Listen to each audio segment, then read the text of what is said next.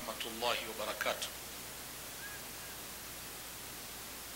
الحمد لله والصلاة والسلام على رسول الله صلى الله عليه وسلم وعلى آله وأصحابه ومن دعا بدعوته إلى يوم الدين. أما بعد. Ndugu zangu Waislamu, kwa kweli tunamshukuru Mwenyezi Mungu Subhanahu wa Ta'ala. Tupo katika mkoa huu wa Mbeya katika harakati zetu na safari zetu za da'wa, mzunguko wa mikoa mbalimbali Tanzania. Basi tunamuomba Allah Subhanahu wa Ta'ala atufanyie wepesi kwenye ziara yetu. Tusemeni insha Allah. Ndugu zangu, nakumbusha tu kwamba tunakwenda kwenye dua, lakini kabla sijaisoma dua lazima nitoe maelekezo. Dua tunakwenda kumuomba Mwenyezi Mungu Subhanahu wa Ta'ala kwa mambo yetu mbalimbali, kwa sababu kila mmoja hapa ni muhitaji, na solution ya matatizo ni kumuomba Mwenyezi Mungu dua. Na ndio maana kwenye Qur'ani zimekuja aya kwenye Qur'ani kwenye mfumo wa mawaidha nasaha, zimekuja aya za tabshiri za kutoa habari njema, zimekuja aya ya indhari za kuonya, zimekuja aya kama za alhuda kuongoza watu na kadhalika, lakini zimekuja aya katika mfumo wa dua. Na manabii wa Allah walikuwa wakimwomba dua. Kila nabii aliyetajwa katika Qur'ani, wale 25, utaona kila nabii aliwahi kuomba dua kumwambia Mwenyezi Mungu juu ya jambo yake. Wako manabii walikuwa hawana watoto, wakamuomba Allah watoto. Rabbi la tadharni farda wa anta khairul warithin. Rabbi habli mulka la yanbaghi li ahadi min ba'di innaka antal wahhab. Wako manabii waliosema rabbana dhalamna anfusana wa in lam taghfir lana wa tarhamna lanakunanna minal khasirin. Kwa hiyo kila nabii alikuwa anasoma dua, alikuwa anamwomba Mwenyezi Mungu. Ina maana dua ni miongoni mwa mambo ambayo anahitajika mwanadamu awe anaongea na Mola wake. Kwa hiyo na sisi tunakwenda kusoma dua, na dua ndio inayoweza kubadilisha mfumo hata wa maisha yetu. Unaweza ukawa na maisha magumu, lakini dua inaondosha maisha magumu. Unaweza ukawa na mabalaa, lakini dua ndio inaondosha mabalaa. Na dua ndio kitu pekee kinachoweza kubadilisha kadari ya Allah Subhanahu wa Ta'ala. Mwenyezi Mungu anaweza kukadiria jambo wewe likupate, lakini Allah Subhanahu wa Ta'ala anaweza akabadilisha jambo lako kwa sababu ya dua tu. Kuna nabii anaitwa Dhannuni, ameitwa Dhannuni au kasahibil hut. Rejea kwenye sura 21 An-Naba, sura 21 Al-Anbiya. Mwenyezi Mungu anasema, ukisoma zile aya za juu ukishuka pale chini, a'udhu billahi minash shaitanir rajim wa ayyuba idh nada rabbahu anni massani ad-durr wa anta arhamur rahimin fastajabna lahu fakashafna ma bihi min durrin wa atainahu ahlahu wa mithlahum ma'ahum rahmatan min indina wa dhikra lil 'abidin wa Ismaila wa Idrisa wa dhal kifli kullun min as-sabirin wa adkhalnahum fi rahmatina innahum min as-salihin wa dhannun idh dhahaba mughadiban فظن أن لن نقدر عليه فنادى في الظلمات أن لا إله إلا أنت سبحانك إني كنت من الظالمين فاستجبنا له ونجيناه من الغم الغم وكذلك ننجي المؤمنين. alafu kule Allah mbele anasema wa Zakaria idh nada rabbahu rabbi la tadharni farda wa anta khairul warithin fastajabna lahu wa wahabna lahu Yahya wa aslahna lahu zawja lil akhir al-aya. Hizi aya za Qur'ani Mwenyezi Mungu anazungumzia. Mimi siendi kwa manabii, muda hakuna, muda wangu mdogo sana leo, my time is very little. Na waomba waadhiri wenzangu, kesho mnibakishie na mimi muda niseme, kesho mniongezee muda hata dakika 25 nipewe na 120 nilambe lambe. Watu kuna majambo nafani waambie, kuna vitu waislamu hawavijui mpaka sasa hivi, na huenda nikaondoka sijapata fursa kuambia. Ustadh Shafi leo kazungumzia kuhusu habari za chromosomes, sperms, zaidi ya viumbe hai, zile chromosomes zaidi ya bilioni anazozitaja. Lakini kuna kitu ambacho Mungu amekisema kwenye Qur'ani kimezua mdaharo duniani. Katika wasomi mmoja wapo anaitwa Ellen Whitman, mwanamke mmoja ameandika kitabu kinachoitwa The Essential of Human Anatomy and Physiology. Amezungumzia habari nzito sana. Mungu akipenda kesho ningepata muda nilizungumzie hizo habari, umuhimu wa elimu katika jamii ya Kiislamu. Tusemeni inshallah. Ila leo muda wangu mdogo wa dua. Sasa hapa kuna nabii ambaye anaitwa Dhannuni. Ameitwa Dhannuni ukipenda mita kasahibil huti, ameitwa kwenye Qur'ani. Lakini jina lake anaitwa Yunus ibn Matta. Ni nabii wa pili aliyoitwa kwa jina la mama yake.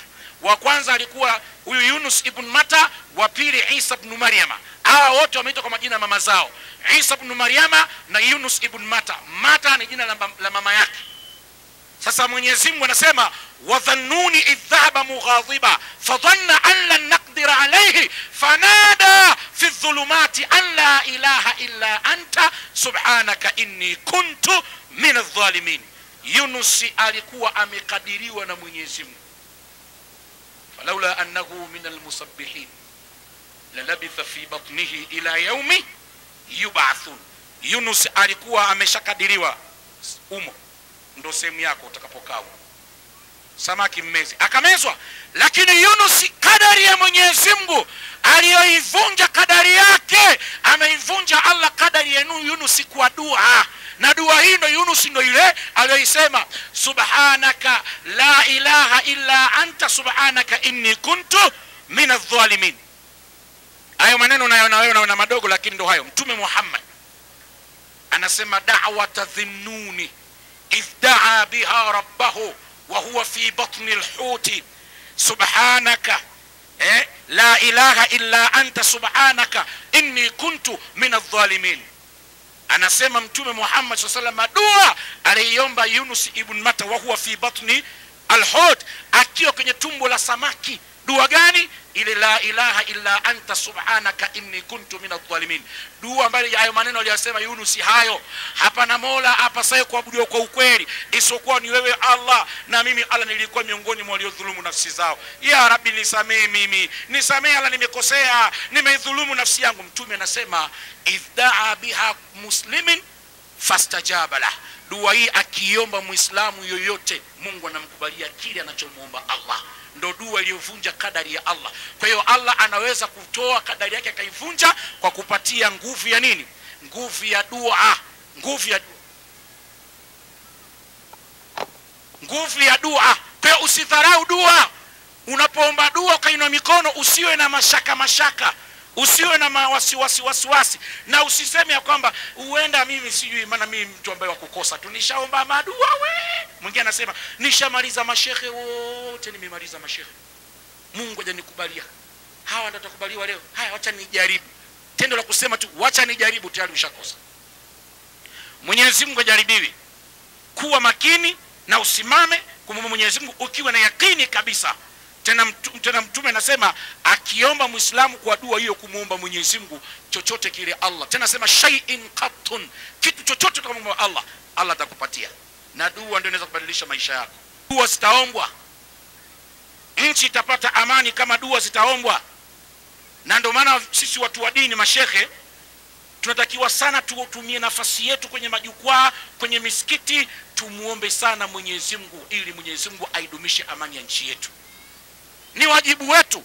Na sio tu hilo, dua pekee yake ndio inaweza ikafanya mabadiliko katika eneo lolote, sehemu yoyote. Dua, hata mvua zikiwa zinyeshi, nendeni kiwanjani, inueni mikono, ombeni dua, mvua zitanyesha. Na malizia, Kenya ilitokea kipindi fulani, wallahi billahi nakwambieni, haya maneno kama ni sahihi kabisa. Ilitokea Kenya mtihani kipindi fulani, mvua zilikuwa zinyeshi muda mrefu.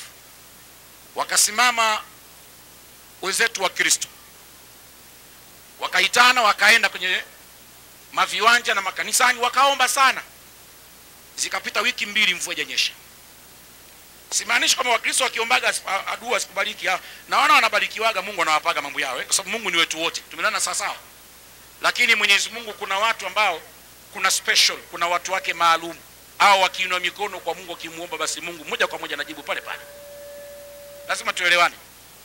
Wakatangaza, akasimama kadhi akasema, sasa Waislamu na sisi twende tukaombe dua. Wallahi siku na kwa mimi Muislamu nimesimama hapa, wallahi wa billah, walikwenda Waislamu kwenye viwanja mbalimbali kule Mombasa, Tononoka, wengine walikuwa Isli kule katika viwanja vya Saa Ali Muslim Club, Uhuru Park na sehemu zingine na mikoa yote ile ya nchi ile.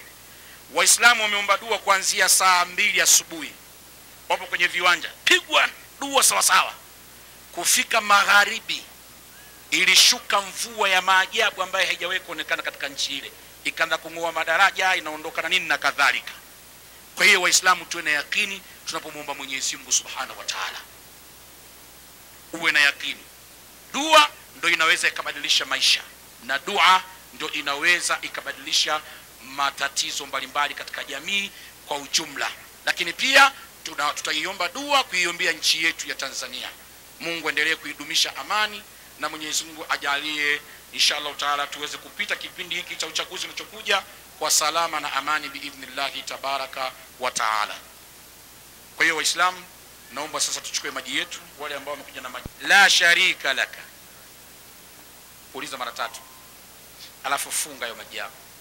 Hayo maneno machache kwako usiyaone maneno madogo, ni maneno makubwa mno na ni maneno mazito. Na kesho tutamalizia maneno aliyofundishwa Mtume sallallahu alayhi wasallam na Jibril, akaambiwa yaseme unapokuwa na shida zako, akasema mambo yakawa sawa.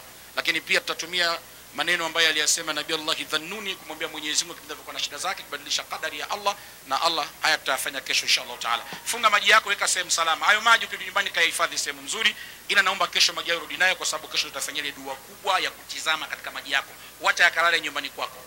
Ingelikuwa kama ndio tushafanyia kama siku 2 dua, ningeruhusu uchukue glasi ya maji nyeupe. Glasi ya maji nyeupe, unapunguza hayo maji kwenye glasi nyeupe ya kioo.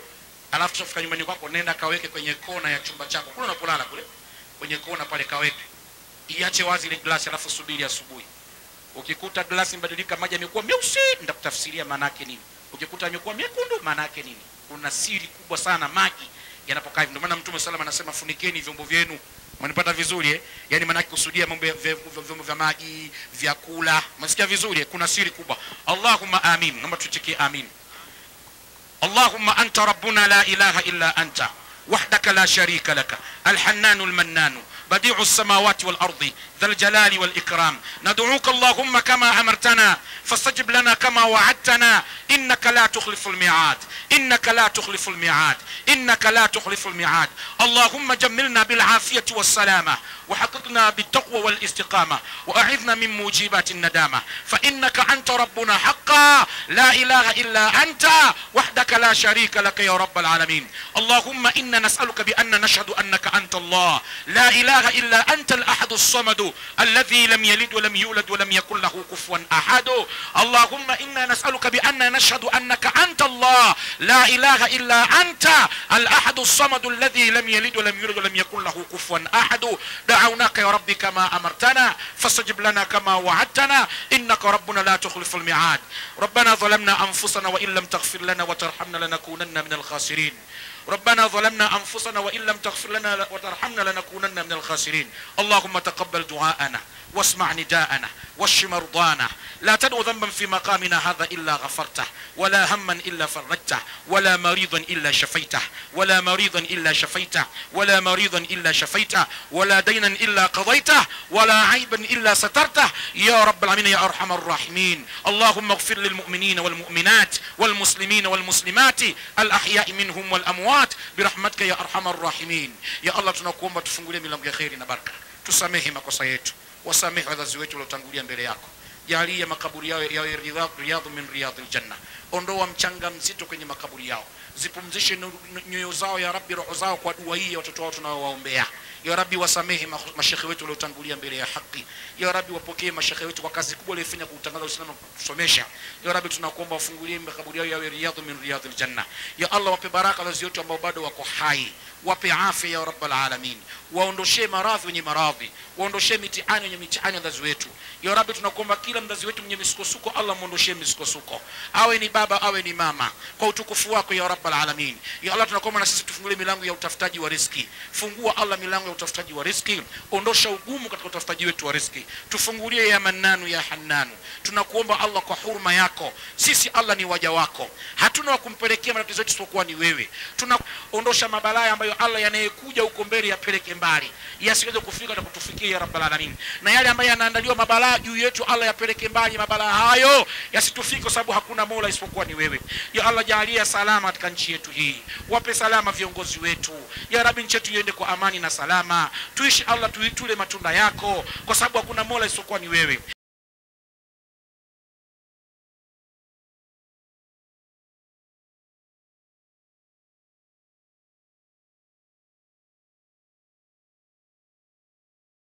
Katika nchi yetu